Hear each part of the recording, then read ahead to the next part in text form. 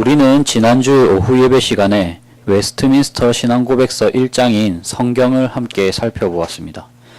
그런데 신앙고백서의 제일 처음이 하나님이 아니고 성경 말씀이 가장 첫 장입니다. 그 다음 장이 삼위일체 하나님에 관련된 장이거든요. 신앙고백서의 저자들이 가장 먼저 성경을 앞세운 이유는 말씀이 하나님과 같은 권위가 있기 때문입니다. 요한복음 1장 1절에 태초에 말씀이 계시니라. 이 말씀이 하나님과 함께 계셨으니 이 말씀은 곧 하나님이시니라. 그러므로 말씀의 권위는 곧 하나님의 권위입니다. 말씀 이외에 다른 인간의 첨가물이 붙으면 말씀의 권위는 떨어지게 됩니다. 이것이 로마 가톨릭과 개신교가 나누어진 이유입니다. 개신교는 말씀보다 교황의 권위를 더 높이는 로마 가톨릭에서 분리되었습니다. 그 이후 개신교는 방종한 사람의 기준과 방향으로 교회를 세우지 않게 되었고 또 사람의 방식으로 교회를 이끌지 않게 되었습니다. 종교개혁가들은 말씀으로 돌아가자 이 개혁주의 정신으로 교회를 이끌어 갔습니다. 고대부터 이어오던 말씀 중심의 삶이 다시 꽃피운 것입니다. 이러한 정신은 약 4에서 500년 정도 흘렀습니다. 그리고 지금의 우리 시대까지 이어져 오고 있습니다. 태초부터 지금까지 진리는 변하지 않았습니다. 오직 하나님의 말씀만이 교회의 터가 될 때 하나님께서 기뻐하시는 공동체를 세울 수 있습니다. 그리고 진리의 영이신 성령 하나님께서 우리에게 말씀을 보여주실 때 우리는 말씀 속 진리로 교회를 세울 수 있고 날마다 거룩해질 수 있습니다. 말씀의 중요한 가치를 알고 체험하게 될 때 우리는 날마다 이러한 고백들이 많아질 것입니다. 이래서 우리 그리스도인들은 말씀으로 교회를 세워야 하는구나 이렇게 말입니다. 그러므로 주제는 그리스도인은 말씀으로 교회를 세운다. 대지는 첫째, 말씀만이 교회의 터이기 때문에 둘째, 성령님은 말씀과 함께 임하시기 때문에 이러한 순서로 말씀을 전하도록 하겠습니다. 먼저 그리스도인은 말씀으로 교회를 세우는데 교회의 터인 말씀만이 교회의 터이기 때문입니다. 20절을 함께 읽으시겠습니다. 20절 시작. 너희는 사도들과 선지자들의 터 위에 세우심을 받은 자라. 그리스도 예수께서 친히 모퉁이 돌이 되셨느니라. 사도 바울은 에베소에 있는 그리스도인들에게 말합니다. 너희는 사도들과 선지자들의 터 위에 세우심을 입은 자들이라고 말합니다. 사도들과 선지자들이라고 할 때 먼저 생각할 수 있는 것은 신약 성경과 구약 성경의 대표라는 것입니다. 사도들은 예수님을 실제로 목격한 사람들입니다. 이 사도들과 사도는 아니지만 사도들과 함께 예수님을 만났던 사도적인 사람들, 즉 마태와 누가와 같은 사람들이죠. 이 사람들과 함께 신약 성경을 작성했습니다. 그리고 이 사도들은 복음을 널리 전했습니다. 하나님의 영감을 받았습니다. 그리하여 당시 통용된 헬라어를 사용하여서 복음서와 사도행전, 많은 서신서들과 계시록까지 총 27권을 작성하였습니다. 선지자는 구약의 직분자죠. 선지자의 역할은 히브리서 1장 1절에 보시면 옛적의 선지자들을 통하여 여러 부분과 여러 모양으로 우리 조상들에게 말씀하신 하나님이 구약의 선지자들에게 여러 부분과 여러 모양으로 말씀하셨습니다. 곧 꿈, 환상, 상징, 우림과 둠밈, 예언 등을 통하여 하나님의 뜻을 보이기도 했는데요. 하나님께서는 이러한 일련의 모든 과정을 글로써 남기셨습니다.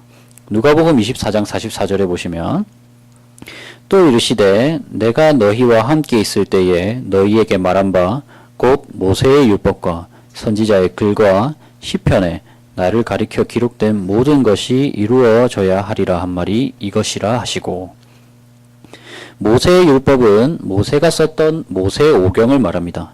그리고 선지자의 글들은 역사서와 선지서를 말합니다. 역사서는 원래 선지서로서 원래 분류는 전 선지서입니다. 그리고 다른 모든 선지서들은 후 선지서, 이렇게 모두 선지서입니다. 그리고 시편. 이렇게 예수님을 통한 구약의 말씀의 성취는 히브리어와 아람어로 구성된 39권의 구약 성경임을 알 수 있습니다. 구약 39권, 신약 27권, 총 66권의 성경은 하나님의 영감으로 인하여 믿음과 생활의 법칙이 되도록 하신 것입니다. 이러한 성경 66권의 이런 66권의 성경만이 하나님의 본뜻을 깨달을 수 있습니다. 그리고 66권을 전부 믿는 자만이 구원을 받을 수 있으며 66권의 일부만 믿거나 66권 이상을 믿으면 말씀을 제대로 믿는 사람이 아닙니다. 그런데 이러한 권위를 부정하는 집단들이 종종 있는데 WCC나 로마 가톨릭이 그러한 집단입니다. 먼저 WCC는 말씀을 온전히 인정하지 않습니다. 이 연합은 다른 종교와의 연합을 주장하여 종교 혼합주의를 일으키기도 합니다. 물론 우리는 말씀 없이 하나님의 존재를 인지할 수는 있을 것입니다. 로마서 1장 18에서 20절에는 하나님의 진노가 불의로 진리를 막는 사람들의 모든 경건하지 않음과 불의에 대하여 하늘로부터 나타나더니 이는 하나님을 알만한 것이 그들 속에 보임이라. 하나님께서 이를 그들에게 보이셨느니라. 창세로부터 그의 보이지 아니하는 것들 곧 그의 영원하신 능력과 신성이 그가 만드신 만물에 분명히 보여 알려졌나니 그러므로 그들이 핑계하지 못할지니라. 하나님의 계심이 자연 만물에 잘 드러납니다. 그러나 이런 자연 만물로는 하나님께 갈 수 없죠. 자연을 통해 하나님을 인지할 수는 있지만 하나님께서 우리에게 원하시는 참 뜻이나 이 뜻을 따라 살 수 있는 지침은 알 수 없다는 말입니다. 하나님의 뜻을 알 수 있는 방법은 한 가지입니다. 말씀이죠. 말씀입니다. 말씀이 아니면 구원받는 길을 알 수 없습니다. 사람은 죄로 인하여 하나님의 뜻을 따라 살 길을 잃어버렸습니다.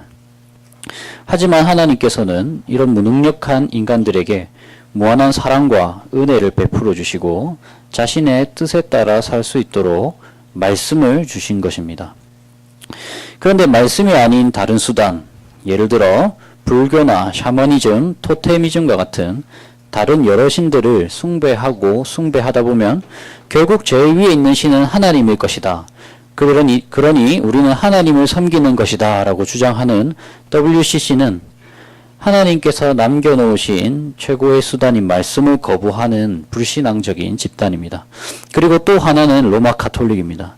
로마 가톨릭은 66권의 성경에 다른 여러 책들을 넣어서 성경으로 취급을 합니다. 보통 이러한 책들을 외경이라고 부르는데요. 그들이 채택한 외경은 주로 신구약 중간기에 지은 마카비서, 그리고 솔로몬의 지혜, 토빗이라는 이름이 있습니다. 우리는 이러한 외경을 받아들일 수 없습니다. 방금 전 누가복음 24장 44절에 보셨다시피 예수님께서도 외경을 인정하지 않으셨습니다. 그리고 사도들도 신약 성경을 작성할 때 외경을 인용한 구절은 없었습니다. 외경을 받아들일 수 없는 이유는 그뿐만이 아닙니다. 외경에는 수많은 오류와 미신과 부도덕한 요소가 많이 들어있습니다. 그리고 외경의 저자들은 자신의 저작과 자신들의 부족함을 인정하며 하나님의 영감으로 쓰지 않았음을 밝히고 있습니다. 즉, 외경은 하나님의 영감이 없는 인간의 부족한 저서일 뿐입니다. 그런데 이런 로마 가톨릭은 외경을 받아들인단 말입니다. 하나님의 말씀 이상을 받아들이는 것입니다. 이것 또한 불신앙입니다. 이러한 사실을 볼 때 그들의 중심이 말씀이 아님을 알 수 있습니다. 로마 가톨릭 교황이 말씀보다 위에 있기 때문입니다. 하나님께서 자신들을 택했다는 그릇된 명분을 갖고서 공동체를 말씀 중심이 아닌 인간 중심으로 만들어버린 것입니다. WCC나 로마 가톨릭 둘 다 불신앙입니다. 인간의 생각이 주가 된 불신앙입니다. 우리가 신앙을 가지는 근원은 무엇입니까? 사람이 아닙니다. 하나님 때문이잖아요. 우리가 하나님을 삶의 중심으로 삼는다면 우리가 순종해야 하는 것은 하나님이지 하나님이 만들어 놓으신 피조물이나 사람들이 고안해낸 제도가 아닙니다.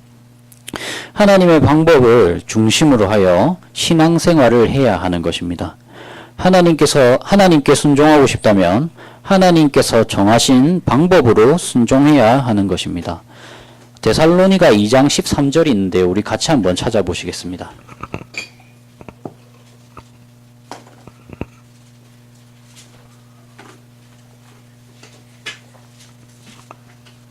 데살로니가 전서 2장 13절입니다.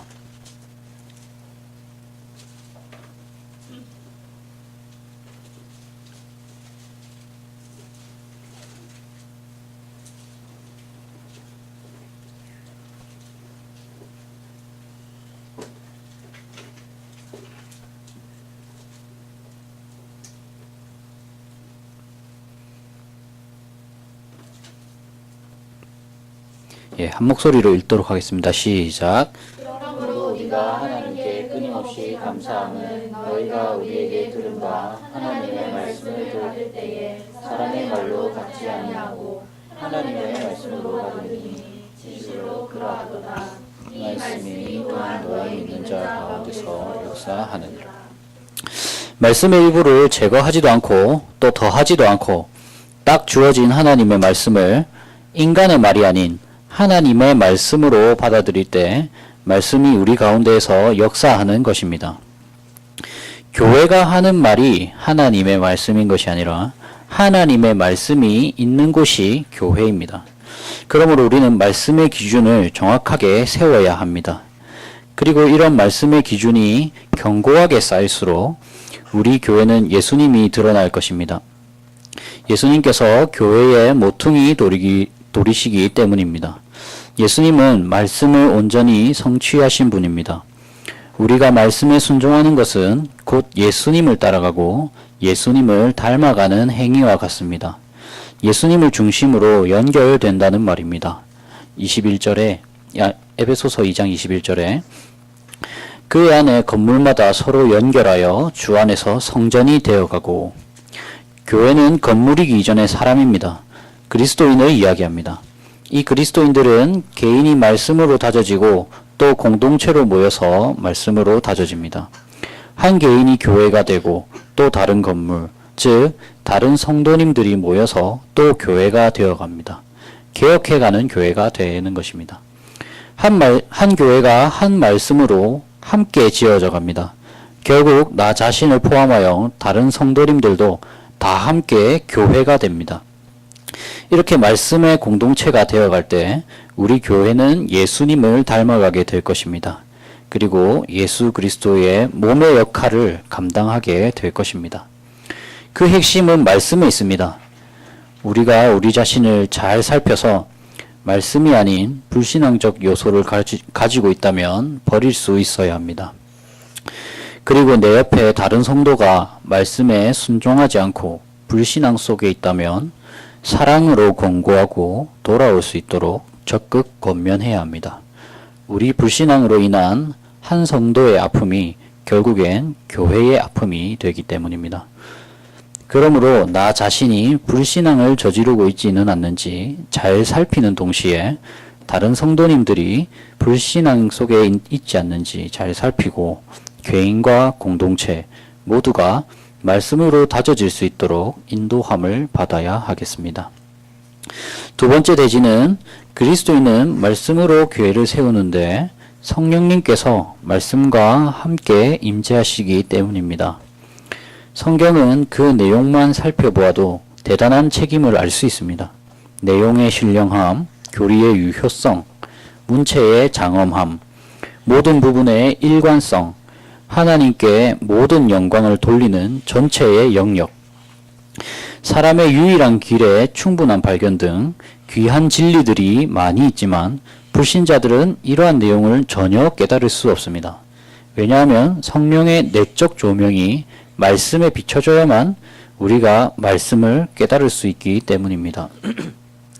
즉 말씀은 성령님과 함께 임재하십니다. 이 말씀이 성령을 통해 임재하시는 것과 차이가 있다는 것을 배웠습니다. 말씀이 성령을 통해 임재한다는 말은 누구든지 말씀을 통해 하나님을 만날 수 있다고 생각하는 것과 같습니다. 그러나 불신자는 말씀을 통해 하나님을 만날 수 없습니다. 그들에게는 성령의 조명하심이 없기 때문입니다. 그러므로 우리는 말씀을 읽을 때 성령이 함께 거하여 하나님을 만납니다.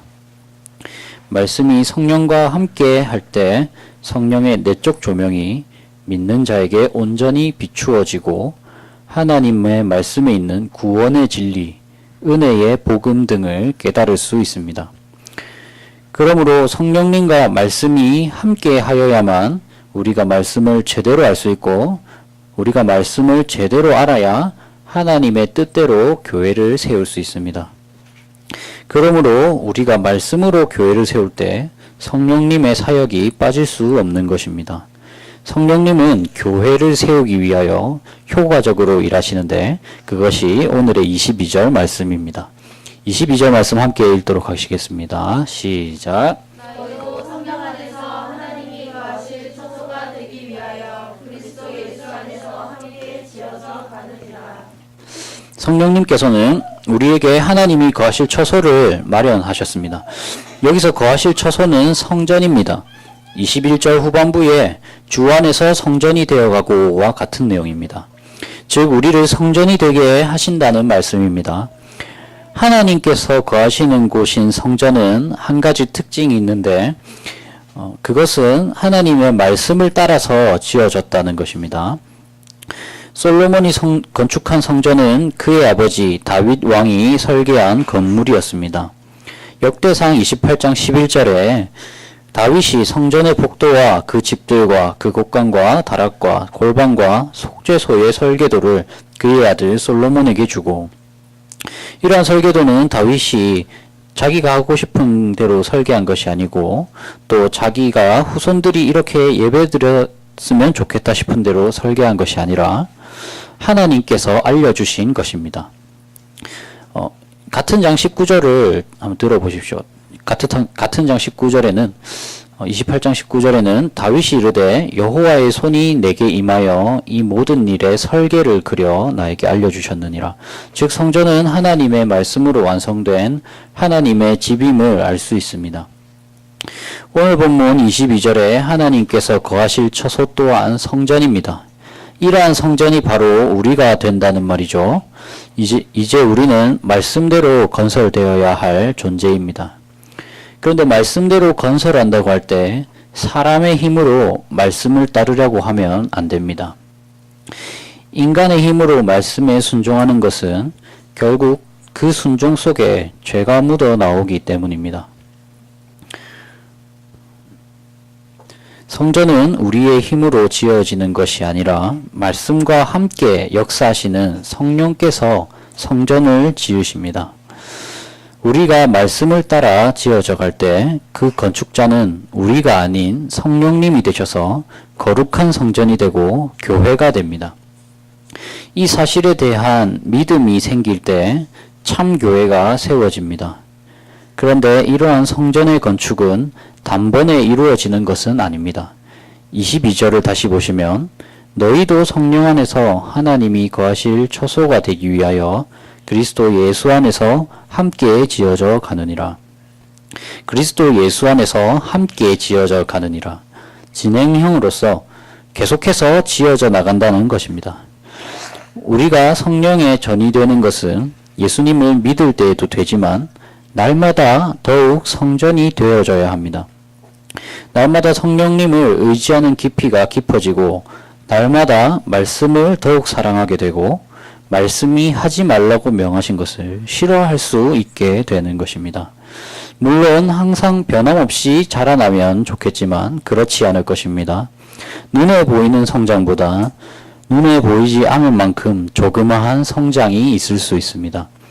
성령께서는 눈부신 성공보다는 환난과 인내를 통하여 우리를 자라게 하시기 때문입니다. 로마서 5장 3절에서 5절 말씀인데 함께 한번 찾아서 읽어보도록 하시겠습니다. 로마서 5장 3절에서 5절입니다.